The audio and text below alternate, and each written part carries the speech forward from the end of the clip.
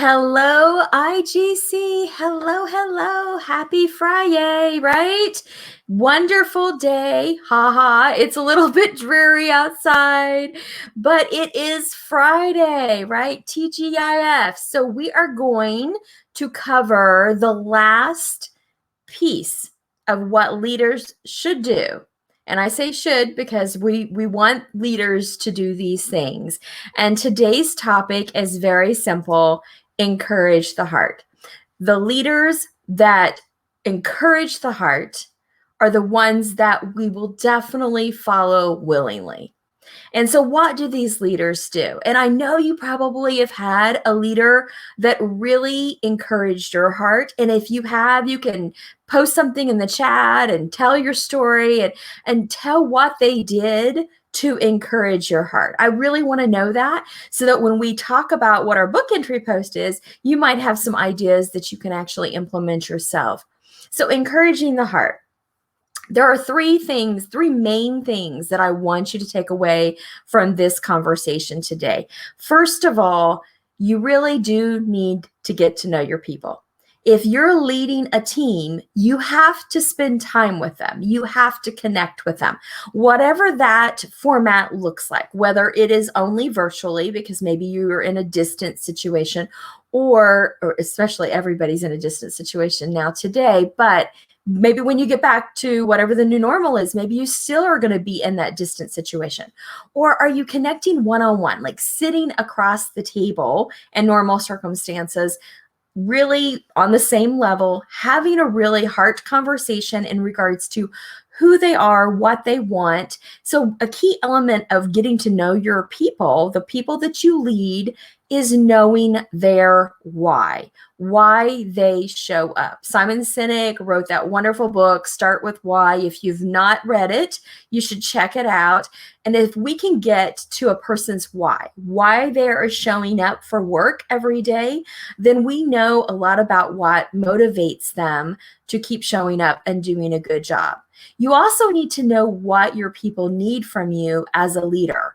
And if you are not providing an environment where they can give you that information, what they need, if you're not asking those good questions to identify what it is that they need, then you're not going to have that connection. You're going to not know what's going on.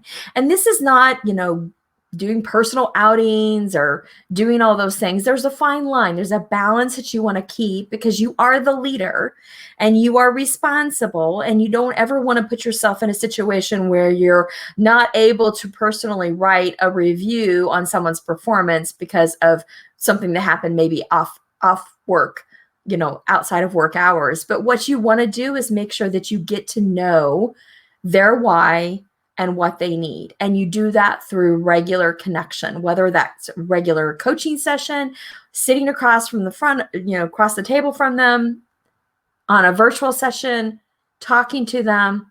And it's not about the numbers in this situation. You're having a conversation about something else than the numbers. And you've got to do that first so that you can get that taken care of, and then maybe you can talk about performance and the numbers. But if you don't know your people's heart, it's very hard to encourage their heart.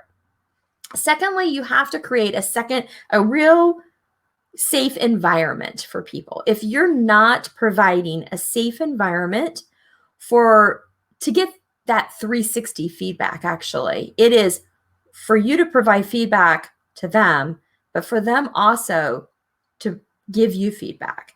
And when you are a genuine, caring leader, you want to be able to provide feedback for what? For improved performance, to help them. But you are also on a journey of leadership and learning and growing. And you do need to make it safe enough where they too can actually say, hey, look, this is what I need from you.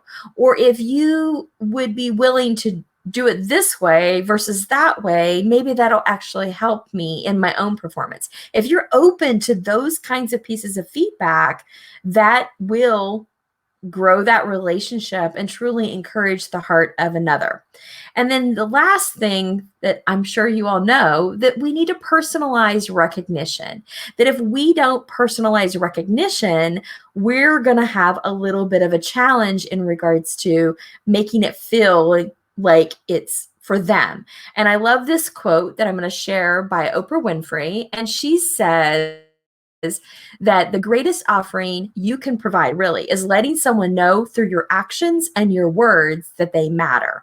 Everyone wants to know that they matter.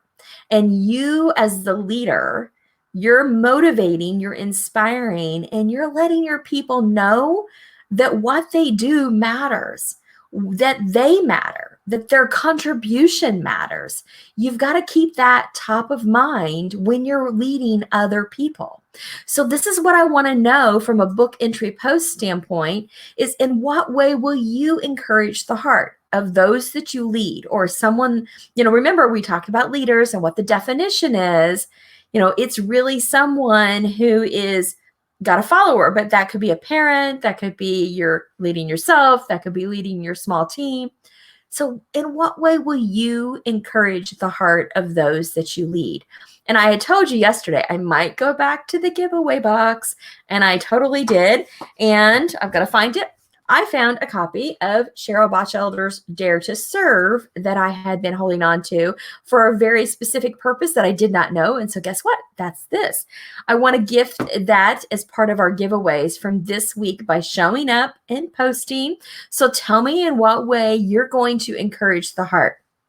When we think about servant leaders, they choose to serve the people that they're leading. And that goes back to that same conversation that I was just having in regards to understanding what your people need, understanding their why. And if you can accomplish those things, you can truly touch the heart. Because if you're a leader, you definitely have to like people, but you really need to love your team. And if you can't love your team, and show them and encourage them and do stuff that's personalized.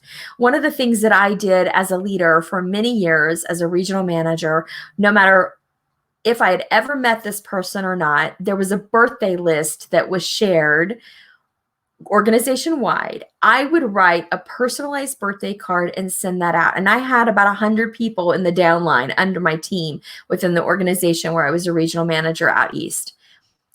The amazing thing is it was not for me, it was for them. But the way I could see just that little step and how that encouraged the heart, it just made me have more motivation to be a better leader every day. So I want to know, how are you going to encourage the heart? What is that? And I've got at least one comment, I think. And someone said, ensuring that people have a passion project and I show them appreciation. Absolutely. When you are connecting their why with the work that they're doing. And we talked yesterday about strengths, and somebody's going to win a copy of Strengths Finder. It is so key that you also know what lights them up, what makes them excited about coming to work, that why. So then that way you can, when you're looking for those opportunities, you're finding it. And a leader that can encourage the heart and help people see these opportunities, they're gold. And we know the leaders that we've had that have done that for us. So of course, I encourage you to encourage the heart, but find ways for you to do that every day. That is the goal, right? It could be something small. It could be an email. It could be a voice message. It could be something small, just letting them know that you appreciate them, like the viewer said.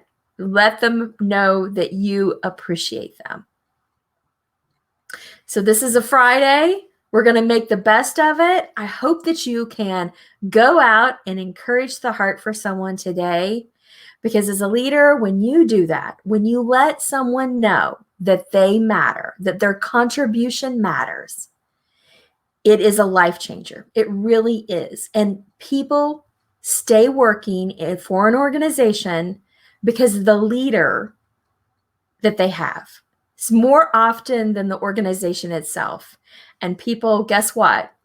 They leave leaders, not organizations.